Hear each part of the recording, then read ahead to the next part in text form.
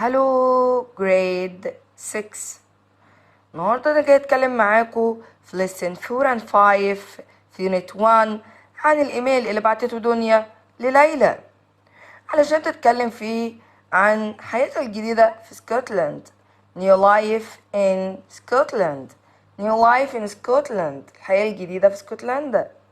عارفين يا أصحابي، أول حاجة كلمتها عن الحديقة الجميلة اللي اسمها The Meadows. The Meadows. The Meadows اللي هي حدائق المروج. دي حديقة جميلة جدا موجودة في اسكتلند. A really cool park called The Meadows. Called The Meadows. اسمها The Meadows. حدائق المروج. عارفين يا أصحابي، عشان هي مكان مشهور جدا في اسكتلند فأنا عملت الام كابيتال، لأن الفيموس بليسز لازم أعمل أول ليتر فيها كابيتال. The Meadows. The Meadows. طيب، وبعد كده يا أصحابي قالت لها إن شقتها موجودة في وسط المدينة. الشقة بتاعتها موجودة في وسط المدينة. Our apartment is in the city center. Our apartment is in the city center.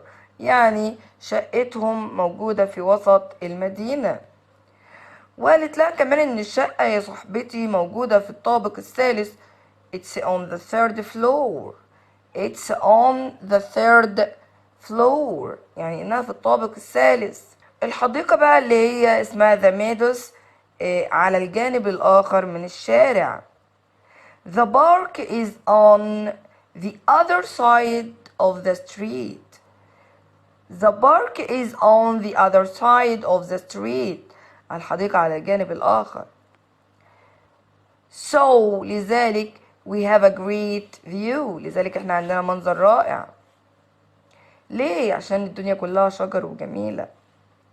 طيب، بعد كده كلمتها عن القلعة المشهورة جدا اللي موجودة في اسكتلند اللي اسمها إدنبرا كاسل.